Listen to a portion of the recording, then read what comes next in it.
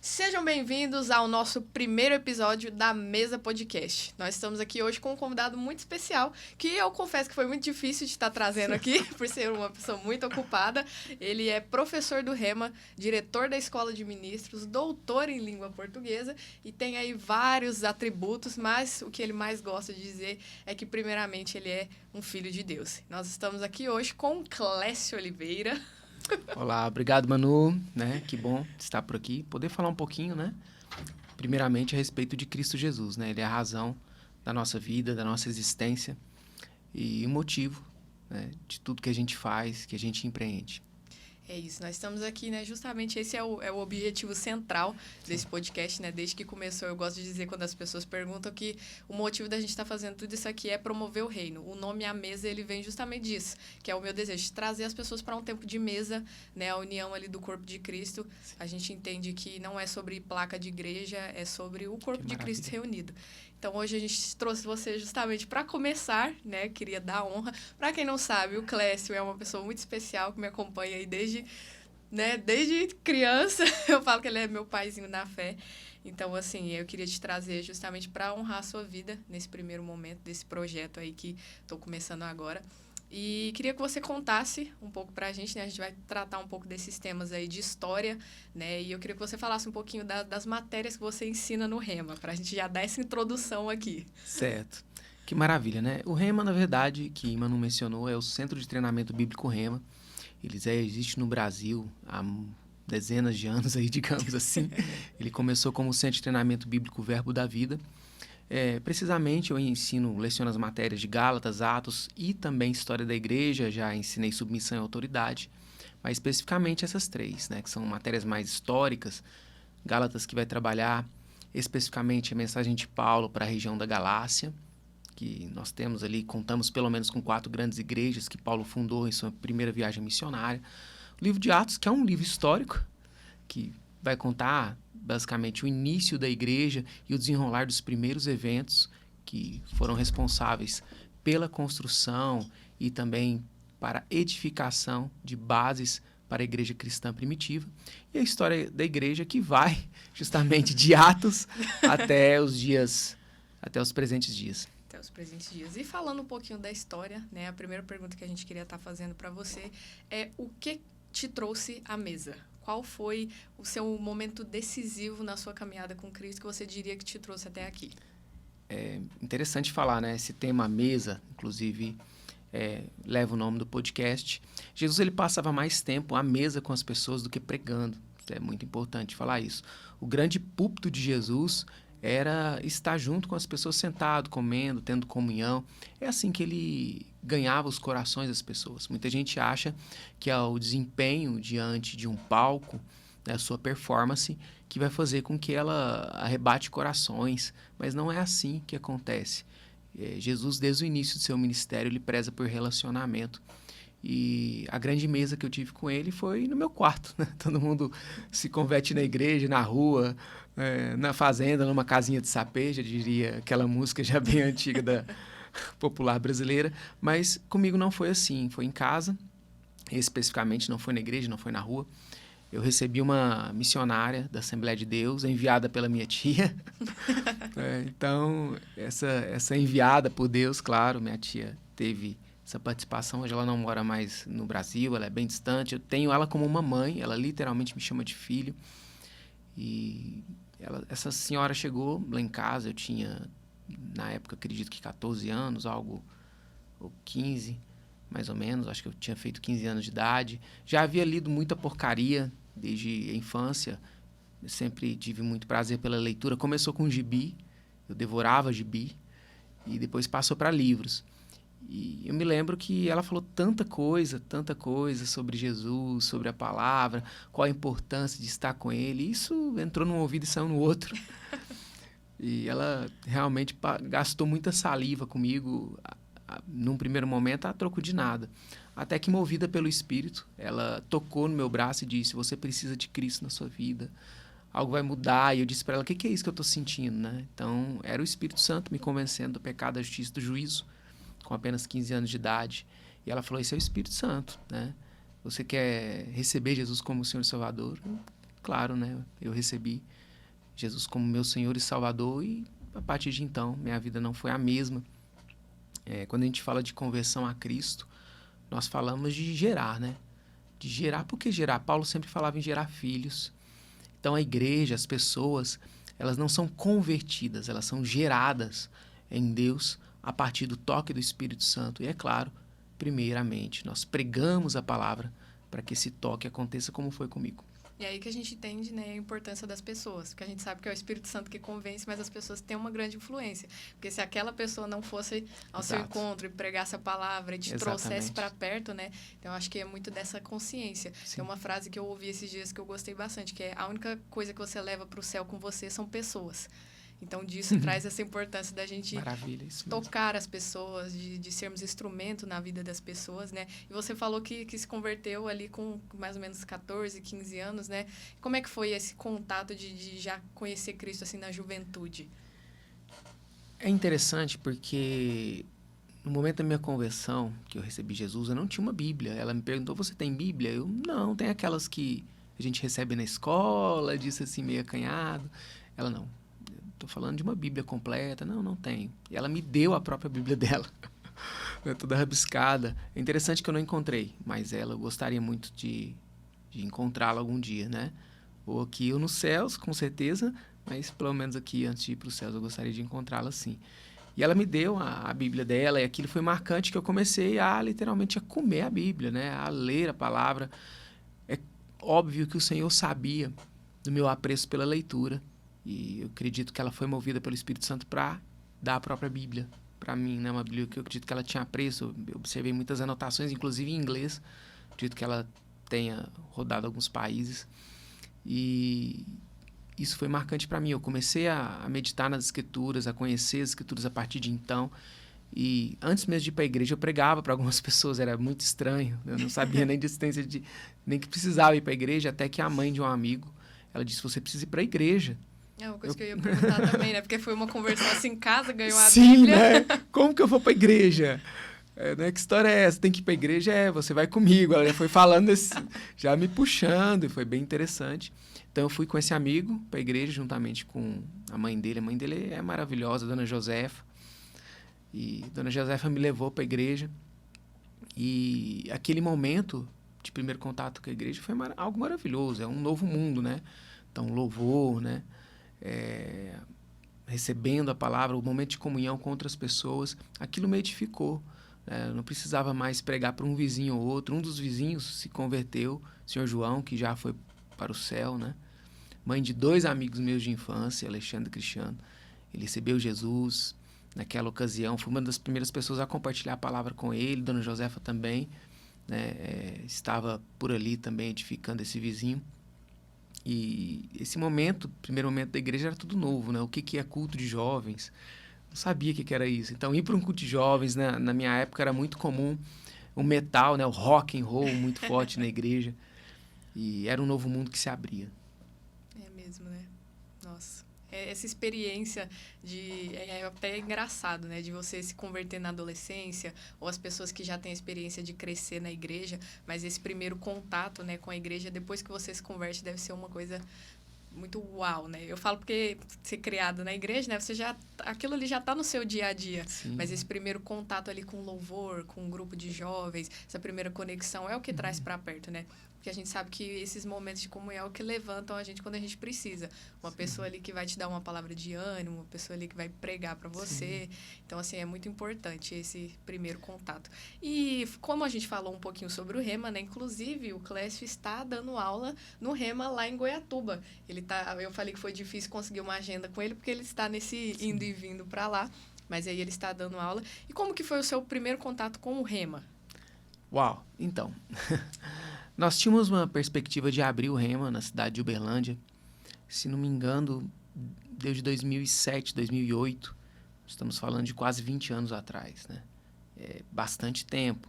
Então, nós já fazíamos ali, tínhamos um grupo na igreja e fazíamos campanha para o Rema vir para Uberlândia. Até que realmente veio. 2008, se não me engano, foi a primeira turma do Rema, 2008, 2009. Fiz parte dessa turma. Nós já queríamos um ensino revelado da palavra, um ensino que fosse realmente tratasse de temas, né, que edificassem a nossa vida. Dentro do estudo da palavra, nós encontramos ou nos debruçamos sobre curiosidades bíblicas, sobre algumas relações mais teológicas que muitas vezes não nos edificam ou não nos trazem sustento para uma vida prática diária de fé. Quando o pastor Bud, como missionário, veio para o Brasil, a palavra que ele recebeu, ou a instrução, né, digamos assim, que ele tinha do Senhor, da parte de Deus, era levar a fé e ensinar a fé para o povo. Muitas vezes nós não somos ensinados em praticar essa fé de uma maneira bíblica. Somos ensinados de uma maneira religiosa, de uma maneira tradicional, e a maioria dos cristãos hoje, né, os evangélicos, digamos assim, aprendem que o culto é domingo, né, ou mais um dia na semana, se esquecem que o culto começa quando, na verdade, a celebração de domingo termina. É aí que começa o nosso culto, quando a gente vai para casa, quando nós estamos com os nossos familiares. E a palavra da fé vem demonstrar exatamente isso. A nossa fé, ou aquilo que exercemos diante de Jesus, o que temos, podemos e que somos em Cristo, a partir do conhecimento escriturístico neotestamentário, ele ocorre na nossa comunhão diária com a nossa família. E não exatamente ou precisamente na igreja diante da pregação do pastor. É muito importante, claro, toda essa relação da igreja, e é bíblico que se tenha e que se congregue, né? Inclusive, uma das orientações bíblicas é não deixar de congregar. Mas antes disso, a gente tem que entender que a nossa cristandade ela não se inicia no horário que o cronômetro começa no culto e nem termina quando o pastor despede a igreja. Muito pelo contrário. A nossa comunhão ela inicia quando nós estamos em casa durante o nosso cotidiano. Exatamente. Muito, muito bom. Aí agora a gente tem uma pergunta que eu falei para ele que seria a pergunta de ouro do dia. Então, assim... Vamos lá, né? Que é como ele ensina a matéria, né? História da igreja, Gálatas, Atos. Eu falei para ele que eu ia trazer uma pergunta mais com essa substância para estar respondendo, que é qual a importância para a igreja de hoje de estudar a história da igreja primitiva? Certo. Nós realmente, quando estudamos qualquer aspecto da nossa vida, para não errar, nós precisamos saber como outros se comportaram, não é verdade? Mas quando se trata de história da igreja, nós temos um ponto principal. Quais são as bases para a nossa fé? Isso está marcado na história. Tem um espaço, um lugar que foi realmente que os acontecimentos se desenvolveram. A gente não tem uma doutrina, ou seja, um arcabouço de ensino. Essa é a definição de doutrina, um conjunto de ensinamentos vindo do nada. Isso veio a partir de Cristo Jesus, isso desenvolve por meio de homens inspirados pelo Espírito Santo, que ocuparam um lugar na história. Como eram os relacionamentos, como eles resolviam questões não somente difíceis, mas questões cotidianas. Inspirados pelo Espírito Santo, Deus dá essas instruções comportamentais. É impossível aprender de Deus sem estudar como isso aconteceu lá no passado. Além disso, há um ditado, e eu vou tentar ser mais simples possível aqui, que diz que o inteligente aprende com os próprios erros, mas o sábio ele aprende com os erros do outro. É um chavão social, mas que faz todo sentido quando nós compreendemos todo o conjunto histórico da Bíblia, porque muita gente acha que a história da igreja começa com a igreja primitiva. Isso não é verdade. A história da igreja, eu vou até mais longe, né? Alguns conjuntos teológicos, algumas bibliografias teológicas afirmam que a história da igreja começa em Pentecostes. Igreja como corpo de Cristo. Mas a história da igreja começa com o próprio Cristo. Afinal, ele é o cabeça. Então, desde o nascimento de Jesus, que é ali o ano primeiro, o ano zero, tudo começa com ele. Ele nasce para dividir a história. Ele morre para que a humanidade tenha outro destino. Então, é ele o centro de toda a historiografia cristã. Não é Atos.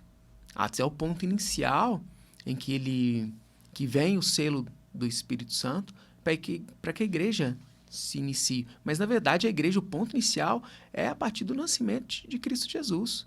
É a vinda dele para a terra. Porque o nascimento, né, demonstra que Deus já havia um plano para se cumprir. A palavra fala que na plenitude do tempo, que são todo o conjunto de condições sociais, políticas, né, culturais, momentos também que antecedem, que formam essa conjuntura para a vinda do Messias. Então o Messias vem, Jesus vem, e Deus envia ele a partir de uma virgem, que é Maria, e ele chega para justamente marcar essa historiografia. Então, quando nós estudamos histórias, nós olhamos primeiro para Cristo Jesus, os 3 momentos da obra expiatória dele. Muita gente abre a Bíblia e acha que o momento expiatório acontece na cruz, mas na verdade a gente tem pelo menos 3 grandes momentos. A gente tem a morte de Jesus, claro, óbvio, o pecado da humanidade, ele se fez pecado por nós, para que hoje nós pudéssemos ser justiça dele, como Paulo bem descreve em 1 Coríntios. Esse é o primeiro momento. O segundo momento é a ressurreição dele, é o selo de aprovação do próprio Pai, do Pai Celestial, que o sacrifício foi aceito. Então, essa ressurreição é um grande sinal. Ele aparece para os discípulos durante 40 dias, e a gente tem diversas provas ou diversas pistas teológicas a respeito do fim dos tempos, né? Elementos escatológicos na ressurreição, dessa estada dele durante 40 dias, não vou entrar nisso. E depois a gente tem a ascensão, é o terceiro momento que praticamente eu vi poucos estudiosos mencionarem. Muitos falam, claro, mas quando a gente fala de um embasamento historiográfico, poucos falam da ascensão aos céus. E a ascensão aos céus dele foi importantíssima, porque é a partir da ascensão dele aos céus que vem os dons. Exatamente. Em Efésios capítulo 4, fala que veio os dons quando? Não quando ele morreu, não quando ele ressuscitou, mas quando ele subiu aos céus, ele concede dons aos homens. E não estou falando de uma maneira específica de dons espirituais, estou falando de dons ministeriais, de chamado, porque é isso que está dito em Efésios capítulo 4. Então, essa história da igreja, ela começa a partir desse conjunto do que Jesus fez, e é selado a partir da descida do Espírito Santo, quando os discípulos aguardam cerca de 7 dias em Jerusalém. Então, a descida do Espírito Santo marca o início da história. Qual que é a importância da história, então, além disso, que é o mais importante? É conhecer os erros do passado e não repeti-los. Nós tivemos na história da igreja avisos de Paulo a Timóteo a respeito de coisas que aconteciam na igreja. Isso é muito grave, né? A gente tinha abusadores na igreja, pessoas que abusavam da fé de outras, que se metiam na casa das pessoas para propagar uma falsa fé. E a gente tem ali os primeiros sinais de assédios, digamos assim, assédios morais. Pessoas que usavam o nome de Jesus de uma forma indevida. É bem verdade que o próprio Cristo avisou que muitos chegariam diante dele no fim dos tempos, e é importante ressaltar isso. Senhor, mas não expulsamos demônio, não curamos em teu nome. E Jesus vai dizer, aparte de mim, vocês que praticam iniquidade, eu não vos conheço. Então, operar em sinais não é certeza de salvação. Pregar a palavra ou ter um grande conhecimento não é certeza, mas se mover no chamado que marca a sua história presente. Então, a história do passado nos ensina a respeito de como devemos proceder hoje e também nos amadurece. É o conjunto de elementos do passado que nos amadurece e traz, né, para nós a responsabilidade de continuar amadurecendo. Porque tem gente que chega, eu já sei tudo. Né? Não me toque. E nós tivemos grandes escândalos cristãos ao longo das décadas. Né? Um internacional já conhecido, que foi com Ravi Zacarias. Depois da morte dele, ficaram sabendo muitos escândalos dele. E é um homem que realmente eu admirava por toda a intelectualidade que ele levou a palavra ao redor do mundo. E tivemos também no Brasil, né, recentemente, ano passado, um pastor que caiu não por pecado sexual, não foi pecado sexual, mas por assédio moral, por coisas que fazia. Por quê? Porque não se atentou para o básico da palavra também. Então a história nos ensina a não cometer erros. Amém? E ela também nos ensina que devemos constantemente estar em amadurecimento, de fé em fé, né? Não achar que já sabemos tudo. Amém? Exatamente. Eu gostei que você falou sobre a questão dos 5 dons ministeriais, né? Que a gente sabe que eles existem para a edificação do corpo. Sim. Eu acho até engraçado porque esses dias eu estava ali, né, rolando pelo feed, e algumas pessoas em comentários de vídeos falando afirmando a inexistência dos dons. E eu até gravei um vídeo sobre isso, né? Então, a gente, lendo as escrituras, a gente entende as coisas que também permanecem. Porque se o objetivo era, né, para o aperfeiçoamento dos santos, do corpo, a gente ainda não está aperfeiçoado. Ainda tem coisas sempre para melhorar. A gente tendo conhecimento disso, a gente entende que ainda estão em atuação. Então, eu queria que você desse também um pouco dessa opinião sobre as pessoas que afirmam essa inexistência dos dons. Eu não posso muito opinar sobre o que elas pensam. Elas podem pensar o que elas quiserem, né? São livres para isso. As pessoas são livres para pensar o que elas desejam, né? Emitir opiniões. Mas eu gosto de ficar com a Escritura. A Escritura diz que é para o aperfeiçoamento dos santos. Então, se os dons não existem, eles já cumpriram o papel deles e todos nós já fomos aperfeiçoados e estamos plenamente convictos. E não é isso que acontece. A própria queda, né, desses pastores que eu mencionei, esse brasileiro que eu prefiro, não vou mencionar o nome dele, e também Ravi Zacarias, que já foi para... em nome de Jesus, né, tomara que ele tenha se arrependido e ido para o Senhor,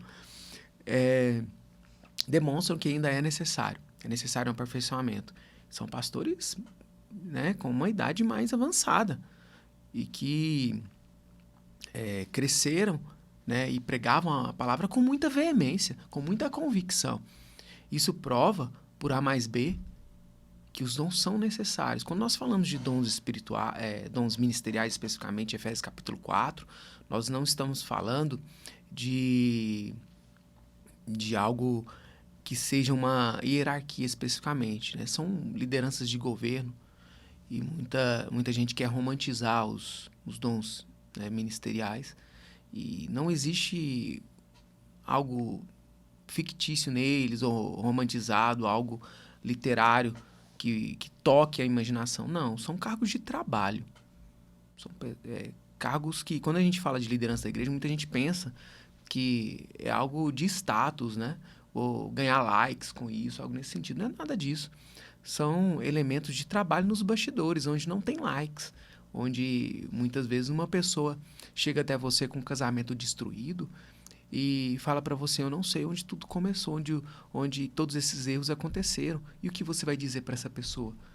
Não se trata somente de consolá-la, mas de ser assertivo naquilo que as Escrituras dizem.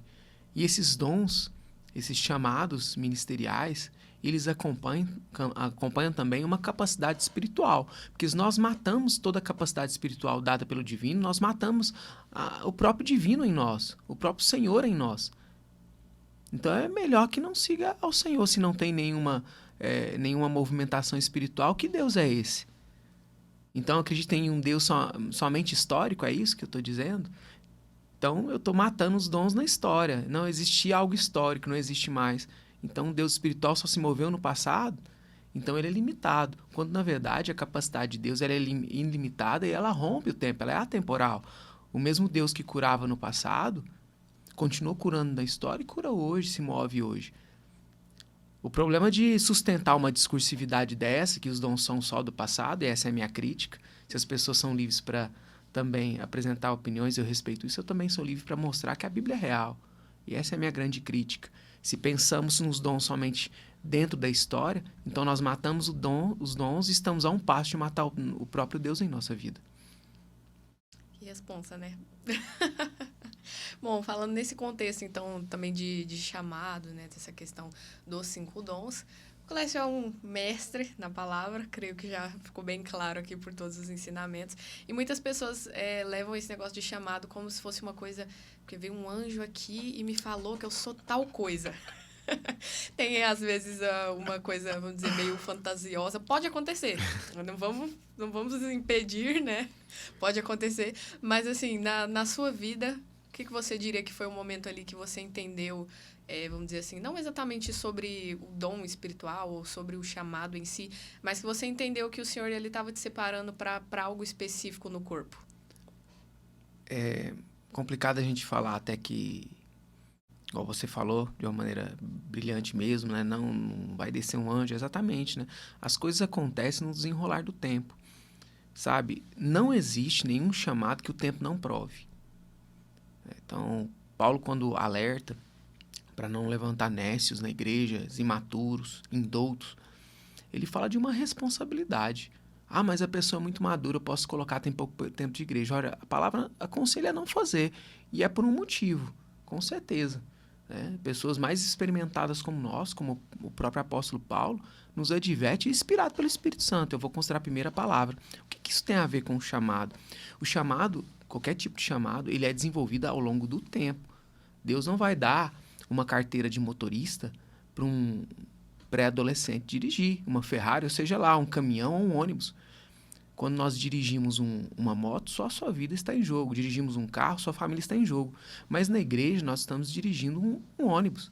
São milhares, né, dezenas de vidas, às vezes até centenas de vidas que estão ali dentro. Um erro pode matar essas pessoas. E no ministério não é só um que dirige. Na igreja, a gente tem várias pessoas que dirigem a igreja. Então, quando nós falamos de chamada ministerial, é bem verdade, né? As coisas não vão acontecer num estalar de dedos ou diante de uma profecia. Até porque as profecias são para confirmar coisas dos quais Deus já falou ao povo e já falou especificamente àquela pessoa que vai exercer um chamado na igreja. A gente tem que parar, muitas vezes, de romantizar o chamado na igreja e entender que o chamado ele é para trabalho, é para cuidar de outras pessoas. Não existe chamado dentro dos 5 dons que não seja para cuidar de pessoas. Ah, evangelista, não, é só o pastor. Pelo contrário. Todos os chamados, eles cuidam de gente. Pessoa que não gosta de ter relacionamento, ela não foi chamada para nenhum dom. Ela tá enganando a si mesma. Eu não gosto. De relacionar. Vou ficar aqui quietinho, senão as pessoas vão me ver e vão querer conversar. Mas eu fui chamado por Deus. Querido, você não foi. Você não gosta de gente.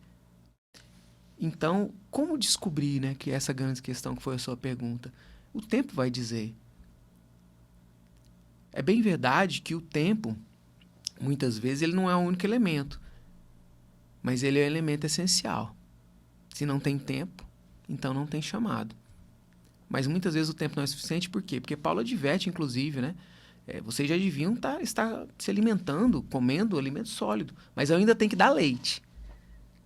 Ou seja, Paulo ressalta a importância do tempo, mas muitas pessoas sequer amadurecem o meio do tempo. Então, para se conhecer um evangelista, um apóstolo, um mestre, talvez seja essa a pergunta de todo mundo, o tempo vai dizer. As pessoas começam a perceber isso espiritualmente. Começam até a brincar com você. Pastor, que não sei o quê. É bem verdade que muitas vezes ela é só não passa de uma brincadeira, e às vezes a pessoa nem é pastor, nem nada.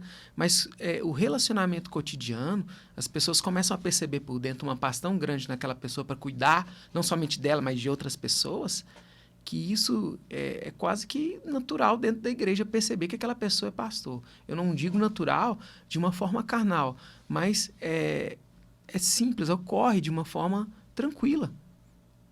Ao longo do tempo. Ei, você é mestre, mas não mestre, wala, né? Como dizia na escolinha do professor Raimundo, mestre, isso não é da sua época.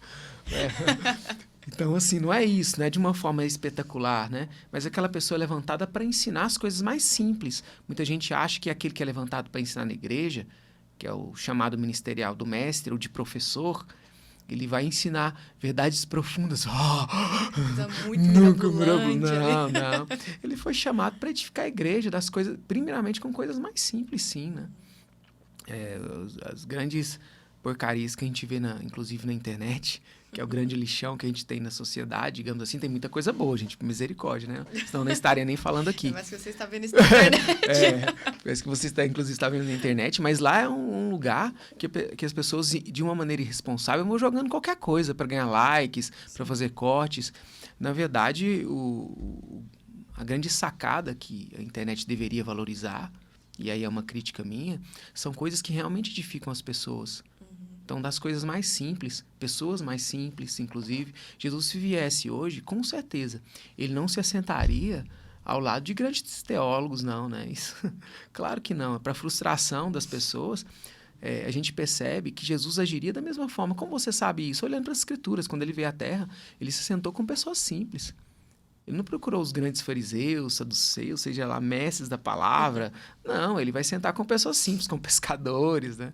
É por isso que a palavra fala, condescendei ou se associai com o humilde. Porque o Senhor, ele ama o humilde e ele rejeita o soberbo. E humildade não quer dizer que você não venha ter conhecimento da palavra, que você não tenha que estudar. A gente tem que separar as coisas, mas ser humilde de coração. Amém? Então, o chamado se conhece nesse relacionamento. Exatamente. Gostei muito disso, dessa questão, né? A gente sabe que a mesa, né? Esse lugar ali de convivência, esse lugar onde Jesus se assentava ali com as pessoas, né? Esses dias eu estava assistindo muitos podcasts, né? Tanto para aquela coisa de pegar inspiração, mas é uma coisa... E aí eu postava e eu escrevia assim, né? Seja inspirado por pessoas que elevem o reino. Então, esse é o lugar onde a gente deve se colocar. Essas Amém. são as mesas que a gente deve se colocar. A gente deve se assentar com pessoas ali que vão te influenciar para perto do reino, que vão trazer, né, você para mais perto de Cristo, Sim. te trazer mais conhecimento. E aí eu queria também que você falasse um pouco sobre isso, sobre essa questão dessas mesas, dessa comunhão, de, vamos dizer assim, pessoas que você fala assim que foram fundamentais para o seu crescimento, para esse... que te influenciaram muito nesse tempo de mesa. Certo. Muitas pessoas na internet falam dos seus pregadores que marcaram a sua vida. Eu acho interessante, né? Realmente, a gente aprende muito com eles, né? Aprende com essas performances que eles têm, a maneira como eles expõem a palavra. Mas as pessoas que marcaram a minha vida foram pessoas simples. Foram pessoas que me ligaram nos momentos de maior adversidade, que mandaram, às vezes, uma simples mensagem. Ou eu me lembro de um amigo que eu estimo desde a infância. Eu conheci ele com 5 anos de idade. Eu conheci com 4 anos de idade, meu amigo mais antigo, que é o Léo. Eu me lembro que era pela madrugada, ali 4 horas da manhã, eu mandei uma mensagem para ele falando que eu estava com câncer. E ele falou, vou na sua casa agora. Eu, como assim? O que ele só queria ali é falar, você está precisando de alguma coisa? Eu vou ir agora, se for preciso. Não, tá tudo certo, depois a gente conversa. Então, muitas pessoas eu sei que souberam da minha enfermidade e pouco ligaram, né? Pessoas que eu apadrinhei, pessoas que eu já viajei junto, que eu tive relacionamento no passado, que sequer uma mensagem chegou, não as culpo. Mas pessoas que marcam a nossa vida são pessoas que, pelo relacionamento, na mesa, né, isso traz conosco, ou cria em nós, uma memória. E eu não estou falando de lembrança. Às vezes a gente lembra de um acidente, do joelho que a gente ralou na infância, eu não estou falando disso. Né? Memória é um conjunto de elementos que marcam a nossa história nessa terra. A palavra fala que na diversidade, né, que o amigo, né, na verdade, um amigo se torna irmão. E na diversidade nós conhecemos amigos que nos tornaram irmãos. Né? Eu posso falar nomes aqui sem nenhum problema. O Dom foi um, né? Inclusive, Que se liguem aí, que o Dom de vai Deus. Estar aqui em algum momento. Ele precisa, né, estar. Então, não só ele, né? Pastor Flávio, meu Deus. Né? Flávio Monteiro. Não foi pelas pregações de Flávio. Pastor Flávio Monteiro, ele é um Bible Man, né? É uma Bíblia ambulante, né? Como sabe bem as escrituras, como ministra bem. O que mais marcou na minha vida não foram as ministrações dele de púlpito. De maneira nenhuma. Foram as visitas, foram os aconselhamentos, foi o curso de noivos, né? Quando eu fui me casar com a minha esposa. Quanta atenção, quanto tempo ele se dedicou a mim. Né? Os pastores que mais marcaram a minha vida, eu tive 7 pastores, se não me engano, ao longo da minha vida, foram aqueles que passaram tempo de mesa comigo. Que me ligaram, perguntaram se estava tudo bem, né? Olhar nos olhos, tá tudo bem, tá tudo bem. Isso marca muito mais, né? A gente em relação às pessoas que passam por nós. E aí vem uma relação reflexiva também, como eu tenho marcado as pessoas. Eu tenho me preocupado em somente ganhar likes no Instagram, no Facebook, né? Ou ganhar likes na igreja pela minha performance de púlpito ou na minha liderança. Porque isso não marca pessoas. Pode até marcar, às vezes você lembra de uma pregação vagamente. O que marca pessoas é o tempo de mesa. O tempo de mesa não é necessariamente sentado. É um tempo em pé, um momento de abraço, a troca de experiências, até falando, às vezes, assuntos do cotidiano. Uma pessoa que precisa trocar de carro, trocou de emprego, teve um problema no encanamento na sua casa, na rede elétrica, você começa a conversar, falar como resolver essa questão. Isso marca, gente. Hoje a pessoa realmente vê que você se interessa por ela, olho no olho. Não é um frenesi desenfreado, querendo, né, galgar degraus no Senhor por aquilo que faz. A salvação não vem por obras. Ao longo do tempo, Deus sempre, e é um assunto que eu vou abordar nos próximos meses, espero até trazer algo escrito nesse sentido, é algo sobre o coração. Tudo se dá no coração. A salvação começa no coração, se no teu coração credes. A palavra fala também em relação à tentação que se dá no coração, se você olhar com um olhar impuro, e no coração. A palavra fala também a respeito de outras intenções do coração, boas e ruins. E isso é maravilhoso olhar para essa questão do coração.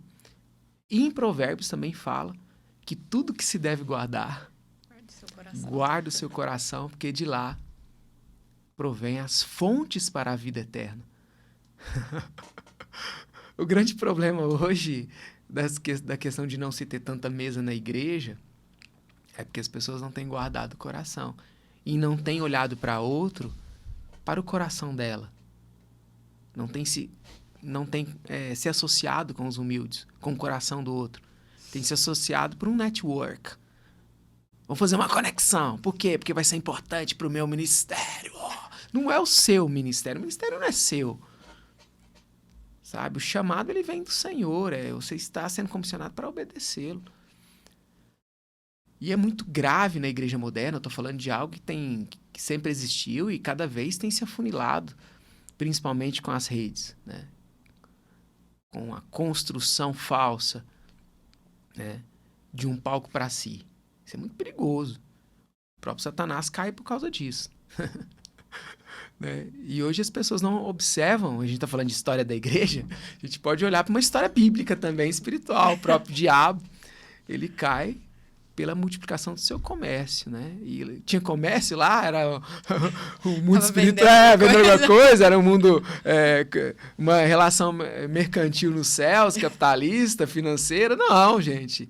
Ele cai por causa da sua própria soberba, dos seus desejos. Tem muita gente caindo por causa disso. Então, a principal função da igreja hoje é justamente essa. Não tem nada a ver com você. Tem até uma música que fala sobre isso, né? Nunca foi sobre nós ou o que podemos fazer, né? Não é por obras, né? É por aquilo que somos, principalmente para o outro. Relacionamento, né? Exato. Eu acho até engraçado que alguém comentou sobre isso, que Jesus ele ficou também, sim, muito conhecido pelas pregações dele, mas mais pelo relacionamento que ele tinha com as pessoas. Sim. Tanto com os 12, sim, quanto quando ele se assentava à mesa com as viúvas. A gente sabe que ele não teve falta de nada porque as pessoas sustentaram o ministério dele. Você não sustenta o ministério de alguém que você não tem relacionamento, que você não acha, vamos dizer assim, que é importante, não só por ser o Cristo, porque eles não tinham tanta consciência, né, de revelação de quem era o Cristo, mas eles conheciam Jesus. E isso já era o suficiente. Uau. Por causa do relacionamento. Então, justamente, eu acho muito bom que você entrou em todo esse assunto, porque é esse o propósito de tudo. Eu até falo que eu quero trazer muitas pessoas aqui que talvez não são tão próximas a mim, mas que, de alguma Sim. forma, nós tivemos relacionamento. Tem várias pessoas da escola de ministros que não Uau. São da mesma igreja que a gente, mas são pessoas que eu quero muito trazer aqui, porque são Uau. Pessoas que têm relacionamento. Sim. Pessoas que, às vezes, você só cumprimenta no corredor, mas ela olha no seu olho, pergunta se você está bem. Eu gosto de falar, eu sempre elogio muito o pastor Michel, da escola de ministros. Pastor Michel, se o senhor estiver assistindo isso, porque ele é uma bênção. E não é uma pessoa que, vamos dizer assim, eu tive uma conversa mais de 10 minutos, mas ele chega, ele cumprimenta a gente, ele olha no olho. Um dia eu estava na fila da cantina, fui comprar um café. Ele virou assim para mim, você vai comer, filha? Eu falei, não, vou só comprar um café, pastor. Ele, não, então vamos, vou pagar a refeição para você. E não é sobre eu pagar uma refeição, mas é sobre esse momento de relacionamento, de você se importar Sim. com o outro, né? Então, assim, quando a gente começar a ver isso, ver o que é a igreja, não uma instituição, mas as pessoas, é uma coisa que a gente vê de forma diferente com o passar dos anos, né? E essa questão aí de relacionamentos, agora voltando um pouquinho do que a gente tinha falado no início, né? Da questão da sua conversão, que eu até mencionei de você ter se convertido muito jovem. Essa questão de jovem, você foi líder de jovens. Foi. Há algum tempo atrás. Sim. E eu queria que você falasse um pouco dessa experiência, né? De como foi esse negócio de ser líder de jovens, né? Como que foi essa experiência de se relacionar ali com jovens, que a gente sabe que jovem normalmente ou é dois extremos, ou é muito unido ou é pouco unido. A palavra fala, né, que jovem, ele é o elemento forte da igreja. Jovens, vocês são fortes. Então, uma igreja que tem pouco jovem, ela vai se enfraquecer. A grande força para que o evangelho vá não são grandes financiadores do evangelho. A gente tem que entender isso. Mas são pessoas corajosas que se levantam pelo nome de Jesus para que a palavra seja propagada. Minha experiência com jovens, na verdade, ela começa muito antes de ser líder, especificamente jovens. Ela começa com pequenos grupos nos lares, popularmente conhecido como célula, né? Mas vai desde a escola até a liderança desses grupos. Eu tinha um grupo, especificamente nesse sentido, né? Que era para nascer com meninos, mas se tornou um grupo familiar. Em uma igreja grande na época que se movia por esse tipo de visão, de união nos lares, eu era havia somente 2 grupos de vários que existiam na igreja, vários líderes, que eram permitidos ter grupos familiares. O meu e do irmão do pastor, que era uma pessoa mais experiente. Porque quando eu comecei a pregar, começou a chegar pessoas, começou a chegar a mãe do rapaz, a vizinha, a irmã, a amiga da irmã, o amigo dele da escola. Aí eu comecei a ter várias idades ali. Eu perguntei ao pastor, o que eu faço? Manda esse povo embora? Encaminho para as outras células? A gente não conhece, então vai fazendo, né? Vai desenvolvendo esse trabalho de forma que essas pessoas venham conhecer Jesus. Então, meu primeiro trabalho começa com esse grupo familiar, mas se desenvolve com jovens nas casas. Inclusive, uma jovem que se converteu nesse grupo, a maioria eram jovens, havia adultos, mas a maioria eram jovens, ela foi uma das grandes intercessoras, né, do ministério que eu tive, né, que foi a Kênia, né? Hoje ela congrega na Seara. Kênia era jovem, ela se converteu nesses grupos que eu liderava. Hoje é já casada, tem filhos. Foi uma grande intercessora. Eu me lembro que uma pessoa falou assim, mas o que você fez pelo evangelho? Começou a questionar, né, esses elementos comparativos que só detonam a igreja. Nós somos um time, né? Todo tipo de comparação na igreja que vem a denegrir o evangelho, que ela é satânica. Então, o que você fez? Não interessa, né? Eu jamais vou gabar ou falar de uma maneira que venha exaltar meu nome, mas no nome de Jesus. Então, ela foi uma dessas primeiras jovens. Então, meu trabalho no Senhor começa justamente na adolescência. Esse grupo, acho que eu tinha 17 anos na época, foi os primeiros jovens que eu ganhei para o Senhor. Foi o irmão dela, foi a irmã, foram outras jovens que estavam ali, outros jovens, outros meninos também, né?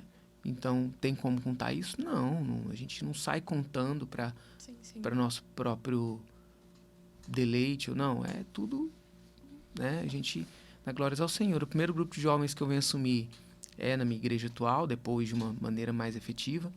Depois, como professor, eu havia recebido uma profecia de um profeta de chamado, né? Árabe. Ele mora, eu acompanho ele nas redes sociais. E o Sam Halawi. E ele disse no meio da igreja, muitos jovens vão te seguir ao longo da sua vida. Você fala isso para um adolescente de 17 anos, né? Aí você fica, poxa, como assim? Como né? isso vai acontecer? Era o liderado, eu não era líder de nada. Eu estava para assumir, né, um grupo ainda. E eu chorei, fiquei pensando, pô, nossa, como assim, Deus? Que história é essa? Né? E quem eu era na igreja? Não era ninguém, né? Digamos assim. Eu não tinha nenhum cargo. O que eu fazia na igreja era soldar cabo, ficar no departamento infantil. Inclusive, uma das primeiras crianças que eu tive o prazer de cuidar foi Lohane, que se casou. Casou recentemente. Casou recentemente. Então, a gente vê a história se cumprindo, né? Sua mãe era adolescente naquela época, namorava com seu pai. Seu pai era um bad boy na igreja, né? Aquela coisa muito doida. A gente tem esse detalhe aí. O Lécio conheceu meus pais no início do namoro deles, eles bem adolescentes. Jovens ali, né? Então, nessa conjuntura, eu recebo uma profecia que, para mim, né? E não fazia sentido. E ao longo do tempo foi fazendo sentido. Eu me torno professor. Quando a gente fala de líder jovem, isso é muito importante até para quem está assistindo o podcast. O pessoal pensa, vou liderar os jovens de um grupo da minha igreja de uma maneira oficial, vou ter um cargo. Na verdade, a influência dos jovens acontece no nosso relacionamento. Eu venho me tornar professor. E como professor, eu exerço influência sobre jovens. Então, jovens se convertem em sala de aula, gente. Sim, se convertem na escola, se convertem até por meio de redes sociais, se você sabe bem utilizar esse instrumento de conversão. Exatamente. Amém? Então, meu momento com jovens começa aí. Essa foi a pergunta, né? E ele se desenvolve Até os dias de hoje. Até os dias de hoje. E não precisa você ter um cargo de liderança de jovem para isso. Também. Exatamente. É legal falar sobre isso, né? Porque às vezes as pessoas pensam, não, porque eu recebi uma profecia, que eu vou influenciar pessoas. E aí você pensa que é só no púlpito pregando, não, porque eu vou ser um grande líder. Que eu... Não, às vezes é no dia a dia. Você vai influenciar pessoas no lugar onde você trabalha, né? No lugar ali onde você exerce a sua profissão, onde você faz alguma coisa, vamos dizer assim, aleatória. Mas o Senhor, Ele está em todos os cantos, né? Eu gosto de falar que Deus, Ele é um Deus muito intencional. Toda a gente pensa assim que às vezes, não, aconteceu isso aqui por acaso, né? Foi coincidência que eu estava em tal lugar, mas nunca é coincidência. Então, antes da gente finalizar, né? A gente tem aí uns 15 minutinhos, eu queria que você falasse um pouco, né?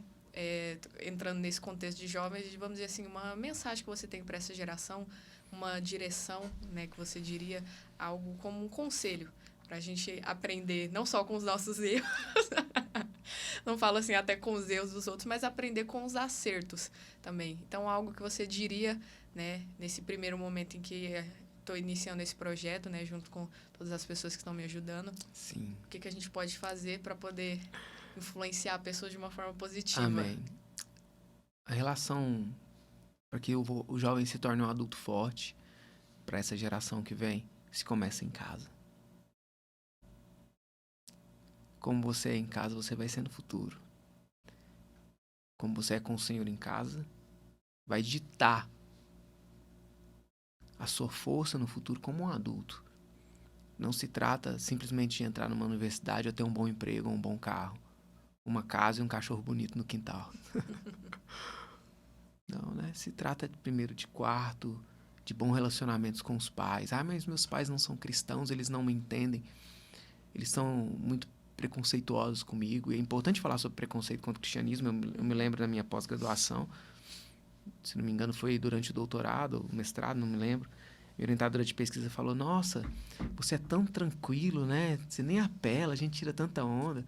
Mas, na verdade, por dentro eu estava acabado, né? Assim, porque o cristianismo ele é ridicularizado. O cristão ele é ridicularizado. Eu percebia o riso no canto de boca, o deboche das pessoas durante essas duas últimas pós-graduações. Percebia isso. Então, quando ela falou isso, eu dei um sorrisinho. Eu me lembrei que a nossa função é sofrer pelo evangelho. Não é gritar uma denúncia, ei, né, eu sou marginalizado, levantar um panfleto. O cristão não foi chamado para isso. A gente foi chamado para sofrer pelo evangelho e sofrer em amor e amar as pessoas que nos ridicularizam. Mas para ter essa força, seja na universidade, na escola, no trabalho, ela começa dentro de casa. A gente se aperfeiçoa em amor por meio de um amor ágape. A gente tem diversas palavras no grego, pelo menos na Bíblia fala de 3, mas existem outras, para o amor. Nós temos o amor filéu, o amor ágape, o amor eros, mas todos eles devem ser geridos pelo amor ágape, que é derramado em nosso coração pelo Espírito Santo, que nos foi dado conforme Romanos capítulo 5, verso 5. E esse amor ágape, eles nos direciona a partir do relacionamento de quarto com o Senhor. A partir de então, nós nos relacionamos com os nossos pais, mesmo que eles não sejam cristãos, mesmo que eles venham nos ridicularizar, nós falamos a eles em amor.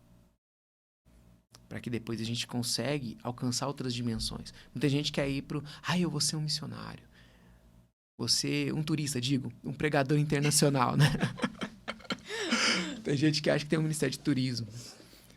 Mas muitas vezes não cuida da própria casa, não cuida da própria igreja, que é muito sério, nos relacionamentos da igreja. Como é que vai ter relacionamento lá fora, querido? Não vai. Não vai ter relacionamento na universidade, não vai ter relacionamento em outros espaços sociais. Você não vai ter força. Eu cultivei, acredito que eu consegui fazer isso, não simplesmente pela minha força, mas pela força no Senhor. Relacionamentos na universidade. Como minha orientadora de pesquisa, se algum dia ela ver esse podcast, eu a amo profundamente, amo a vida dela, independente se ela não acredita em Deus, ela diz que não acredita, não tem problema. Isso não é um empecilho para que eu a ame. E eu já disse isso a ela, né? Já disse isso para ela, o tempo está acabando. É o despertador da oração. É o despertador da oração missionária. Importante, às 10 da manhã. Às 10h02. 10h02. Por causa de Lucas 10:2. Lucas 10:2. Então, vou orar pelos missionários. Então, por falar em missionário, né? Talvez essa nossa veia missionária, e talvez não, ela é assim, né? A gente aprendeu isso com Deus, né? Ele amou o mundo de tal maneira, nos amou quando nós éramos ainda pecadores. Então, amar o outro, né? É a principal veia evangelística nossa. E a mensagem que eu deixo para os jovens. Como você vai amar o outro se você não se ama? E se amar é deixar o amor ágape do Senhor, que é desinteressado. Né? O amor desse mundo ele é interessado economicamente, interessado ideologicamente, porque ele quer literalmente te ganhar por um determinado mover ideológico, ou mover capital também, né? Financeiro, que te cega. Eu não sou de nenhum lado, eu sou do lado do Senhor. E a gente se esquece da prioridade, que são esses micro-relacionamentos, né? Que são as relações geológicas cotidianas, esse microcosmo que a gente vive. Aí, se o jovem quer ser forte, preze pelos microespaços, né? Microcosmos que você tem, relacione bem com as pessoas, demonstrando Jesus por meio da sua vida, muitas vezes sem sequer mencionar Jesus, as pessoas já entendem de onde vem isso. Então você vai ter um bom casamento, vai ter um bom marido, mulher, vai ter uma boa esposa, homem, para construir sua casa. Não pense que você desenvolvendo uma boa performance você vai conseguir isso. Não é assim que as coisas funcionam. Esse é o banho de água gelada, né? Que o jovem tem que ter. E lembrar que ele é forte no espírito, né? Que ele é forte no Senhor. Esquecer dos modismos. Isso vai custar muito caro, né? Com certeza. Amém. Então é isso, né? Clécio, queria primeiramente te agradecer, tá? Por esse tempo. A gente sabe que foi meio difícil ali na agenda, mas você disponibilizou ali para poder estar aqui com a gente, tá? Queria agradecer também a todo mundo que está assistindo a esse nosso primeiro episódio.